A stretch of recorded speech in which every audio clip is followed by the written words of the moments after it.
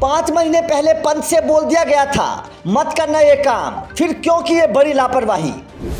खुशकिस्मत थे पंत जो बच गए, वहां जो भी गया बच नहीं पाया। पंत के साथ थी करोड़ों लोगों की दुआ। सरकार अनजान, अफसर अनजान, वहां जो भी जाता चली जाती थी उसकी जान।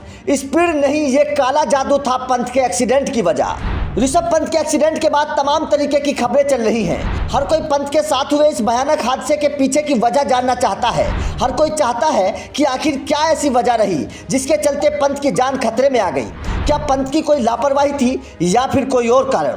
पंत के इस एक्सीडेंट के बाद कई खबरें सामने आ रही हैं, लेकिन जो खबर सबसे बड़ी है हम आपको वो बताने वाले हैं। अगर आपने आने वाले 2 मिनट हमें दे दिए तो आपको वो हकीकत पता चल जाएगी जो पंत के एक्सीडेंट की असली वजह है।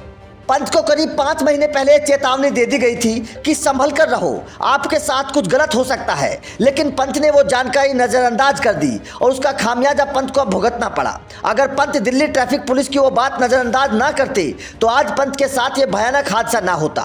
साथ ही पंत के साथ हुए इस हादसे के पीछे वो काला जादू भी है। जो भी इसकी चपेट में आया वो बच नहीं पाया। पंत के साथ लाखों लोगों की दुआ थी, इसलिए बच गए। साथ ही सरकार और अफसरों की वो लापरवाही जो पंत की जान ले लेती। पंत के साथ हुए इस भयानक हादसे के पीछे वो 3 किरदार हैं जिनके चलते पंत की जान पर बन आई थी। चलिए अब हम आपको सिलसिलेवार तरीके से तीनों राज से पर्दा उठाएंगे और बताएंगे कि सुबह के दैवीय काल में पंत कैसे काली शक्तियों का शिकार हो गए। सबसे पहले बात उस ब्लैक स्पॉट की जहां पंत का एक्सीडेंट हुआ। उसके बाद दिल्ली ट्रैफिक पुलिस की वो जानकारी देंगे जिसे पंत ने नज़रअंदाज किया। दरअसल दिल्ली से हरिद्वार की तरफ जाने वाले जिस NH-58 नेशनल हाईवे पर रुड़की के पास ऋषभ पंत का एक्सीडेंट हुआ, वहां 50 मीटर तक उबड़ खाबड़ खड्डे हैं, गहरे गहरे खड्डे हैं। सड़क पर गिट्टी बिखरी पड़ी है। क्षेत्रीय प्रशासन ने इस जगह को ब्लैक स्पॉट घोषित किया हुआ है।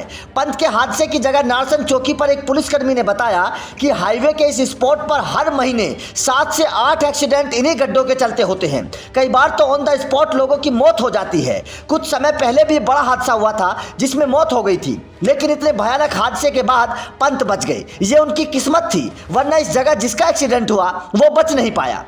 लोगों का कहना है कि इस जगह पर हर महीने 7 से 8 एक्सीडेंट होते हैं। लोगों ने प्रशासन से कई बार शिकायत की, लेकिन अब तक कोई कार्रवाई नहीं हुई। लेकिन पंत के साथ हुए इस हादसे के बाद सोए हुए प्रशासन की आंखें खुली। हैरान वाली बात यह देखिए कि यह ब्लैक स्पॉट था। वहां ना तो प्रशासन ने कोई बोर्ड लगाया था और ना ही कोई जानकारी थी।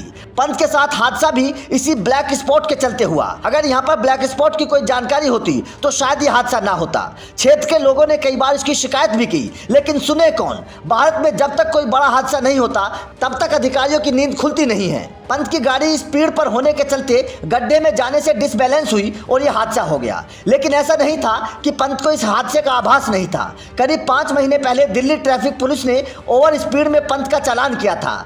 तब दिल्ली में पंत तेज रफ्तार से अपनी इसी कार को चला रहे थे, लेकिन उस चालान के बाद भी पंत ने अपनी रफ्तार पर काबू नहीं किया। अगर पंत उस चालान को सबक मानकर रफ्तार पर कंट्रोल करते तो शायद आज ये हादसा ना होता।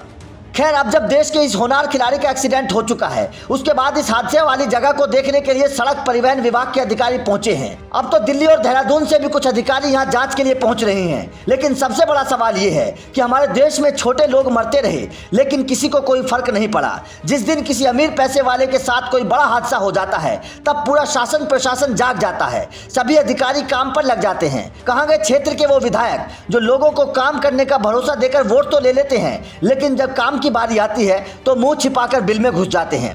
कहां है सरकार के वो लोग जो बातें तो बड़ी बड़ी करते हैं, लेकिन जमीनी हकीकत क्या है उसे पंत के साथ हुए इस हादसे से साफ देखा जा सकता है।